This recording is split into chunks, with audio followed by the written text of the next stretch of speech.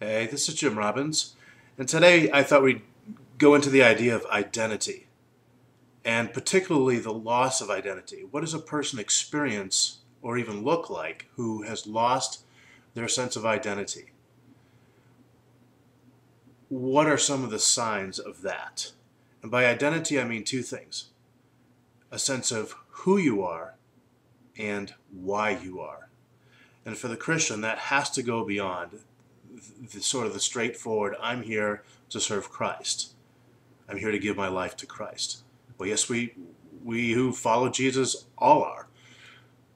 But why you? Why the particularity of your existence? What did he have in mind? And so who you are and why you are. And if those two questions don't get answered somehow, or at least are on the road to discovery, then that'll look like a variety of things which can be quite painful. Kierkegaard said, he was a philosopher, said, the thing is to understand myself. And he's writing this in his journal. The thing is to understand myself, to see what God really wants me to do. The thing is to find the idea for which I can live and die. The problem is, I see a lot of really great Christians who love God, involved in a lot of church stuff, or maybe they're even not, but they're involved in activities that look spiritual, but they don't necessarily know who they are, other than that they're a Christian and that they're supposed to serve Christ somehow.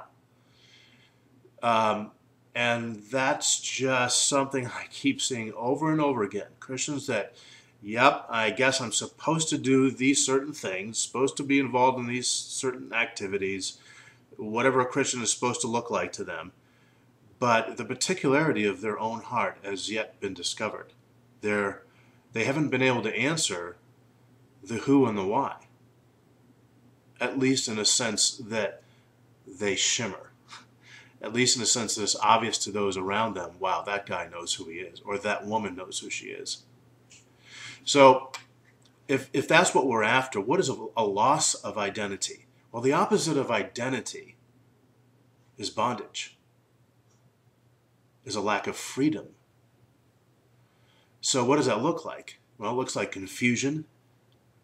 It looks like a lack of focus. I don't really know what I'm supposed to be doing with my time, so I guess I'll give myself to a job or a career or something that'll pay the bills or a set of church activities that are supposed to be spiritual.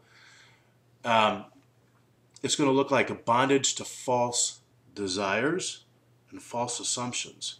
If you don't know who you are and why you are, you will buy into a whole lot of things that aren't true about yourself. False desires.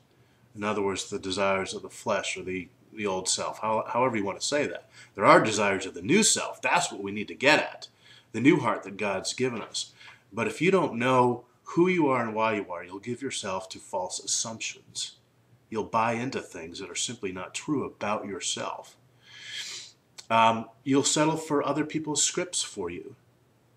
If you don't know who you are, and you could be the pastor of a church, and still not really know who you are, apart from your attachment to this role, pastor, or your place over the body of Christ there. You still may not know really who you are. What if you lost that position? Or what if as a believer you lost your job as a salesperson? Well, do you still know who you are? Do you still have a firm and settled confidence of the who and the why that you are? So you're going to buy into other people's scripts because you're not going to know what your script is, the one that was tailor-written for you. Now, I don't mean predetermined and written out to the last detail. We have a lot of choice and latitude God gives us. But there is something that he intended when he intended you. You're also going to buy into false ways of relating to others. Whatever the wounds that you've had since childhood, whatever ways you've learned to adapt, to relate, some of which may not be healthy, will rule you because you don't know who you are and why you are. In other words, you're going to give in to the false self. And quite frankly, Jesus died to crucify the false self so that you could live in your true identity. It's going to be harder for you to heal and get free from emotional wounds. Again, because you have this loss of purpose and self and identity. And your false self is going to rule you because your true self isn't allowed, isn't given permission to flourish. And lastly, you're going to succumb to diminishment. And that's the idea that you're just not that important. Yeah, you're supposed to somehow fill a hole in the religious machinery, or you're supposed to serve in this committee here, or you're supposed to do your job as a husband, and or be the dutiful wife, or whatever the script is. But you're just not that important, is the underlying message. Well, as we know, that's not true. God intended something particular when he intended you, and he wants you to flourish, and your glory and splendor are critical to him. He wants to draw that out. He wants you to know. So given that everybody that I know would want to know who and why they are, where do you start? Well, it depends on where you are in the journey. If you're just beginning, the question I would ask God is, what do I mean to you? And as soon as we ask that question, there's something in us that says, I'm afraid he's going to say something really negative. I'm afraid he's going to be disappointed. You might be surprised. Ask God what you mean to him. Then as you go further into the journey, I would ask God to reveal your deep heart desires, because you're not going to find the who and the why without knowing your heart's deep desires, which means you're going to have to know that you have a good heart. If you said yes to Jesus, he has given you a brand new heart with a brand new set of these vibrant desires that are supposed to lead you to your calling, your identity. And if you're on that road, God is probably in the process of doing many things which may seem a mystery to you now. But if you're aware of your desires, there's a whole set of other questions that can pop up, like, what are you saying to me in this? Or why do I feel stuck here? Or what are you trying to show me?